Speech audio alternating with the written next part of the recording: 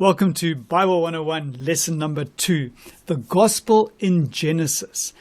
I thought the Gospel was just in the New Testament. What do you mean, the Gospel in Genesis? Check it out. In Hebrews chapter 3, Paul has been speaking about the Israelites in the wilderness.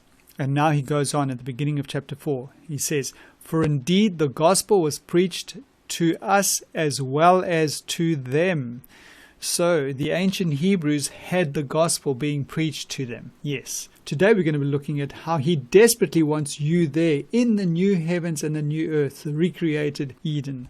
We see here, we're just reiterating again, we go Genesis 2:16-17, where he said, "You can eat freely of everything, but don't eat of the tree of the knowledge of good and evil, you shall surely die." In verse 18 it says, "And the Lord God said, It is not good that the man should be alone. I'll make him a help meet for him," or suitable for him.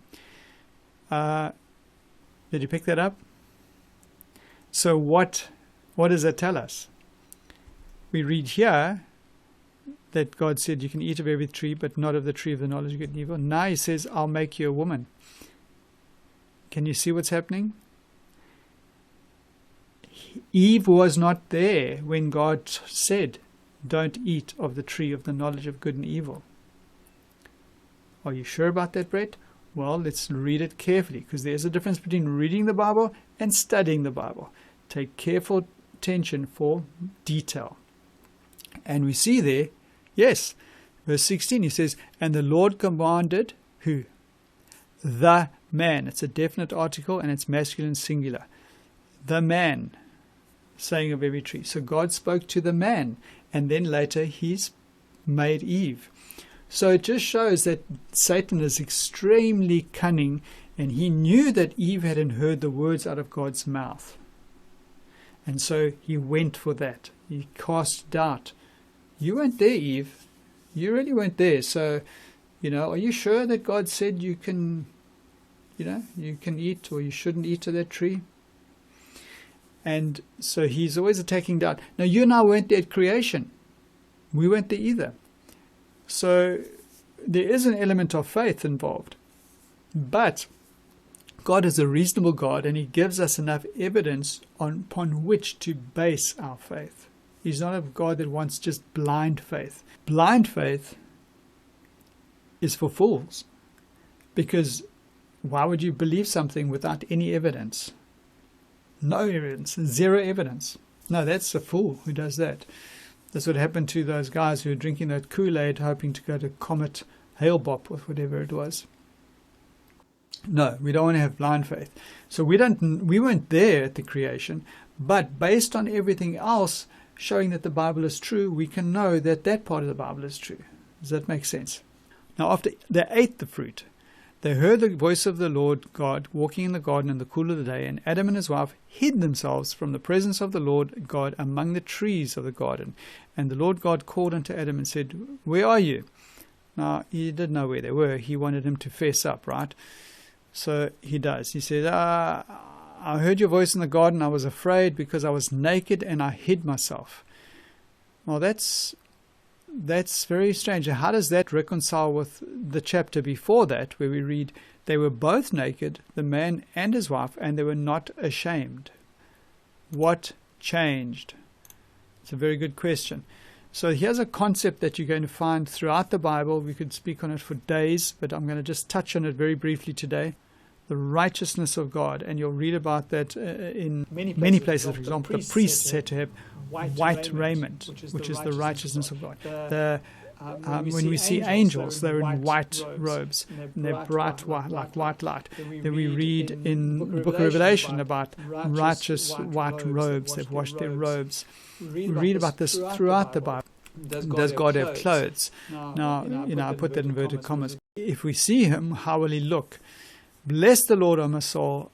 O Lord my God, you are very great." So he's praising the Lord. And then it says that you are clothed with honor and majesty, who cover yourself with light as with a garment. Interesting. And then we remember that God made us in his image and after his likeness. So did we have light? Were we like a shining light in the darkness? We would give off light, or was it something close to that? Just like the sun shines, and the moon reflects the sun's light. And a dark night, the moon shines. Why? Because it's reflecting the sun's light. And so that's what we would do, and that's what the angels do, and that's what all beings do. When they come in the presence of God, they reflect His glorious, glorious character, and they became changed in His presence. Have a look here. I sought the Lord, and He heard me. I delivered me from all my fears. They looked unto Him, and they were lightened, and their faces were not ashamed. Now, the New American Standard Version and the Bible and the New King James will say that they were radiant. In other words, light came off from them. But it's because they're reflecting God.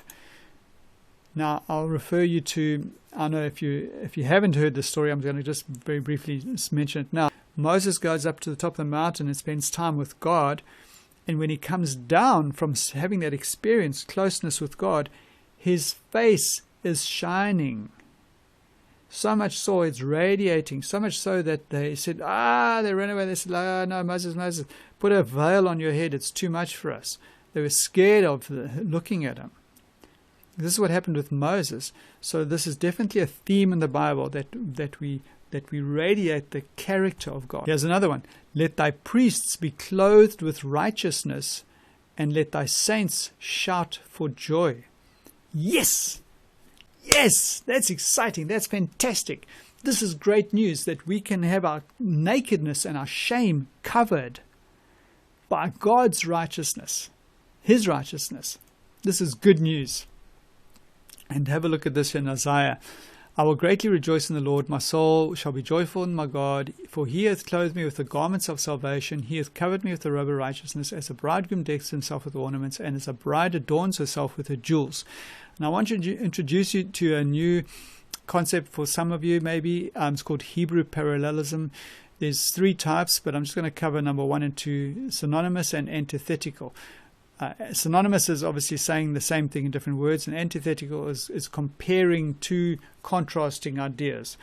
Now, this is synonymous here. Have a look.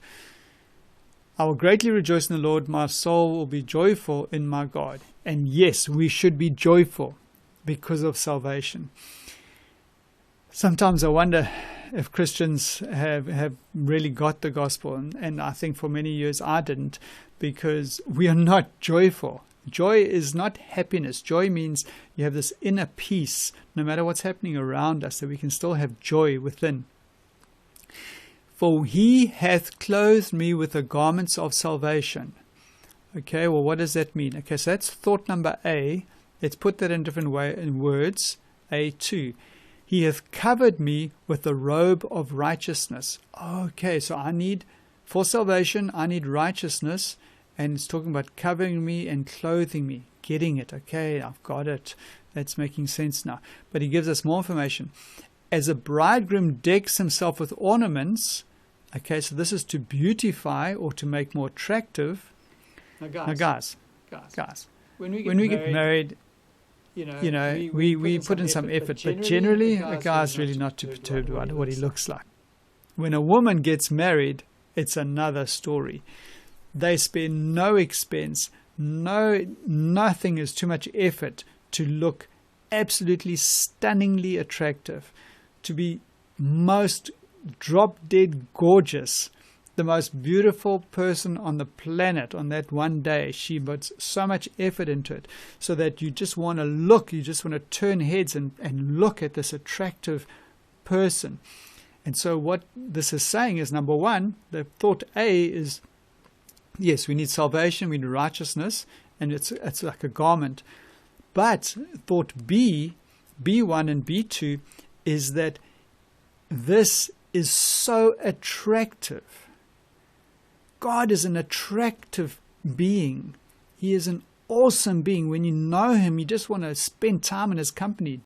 Think about people that you want to spend time with. They're great people. They're not always complaining and woe is me and gossiping behind people's backs and complaining about this and complaining about that and criticizing everybody, criticizing you, and you leave like drained. But no, they leave you uplifted. They encourage you. They build you up. They're a good listener. They actually look at you when you're talking to them. They actually care about you.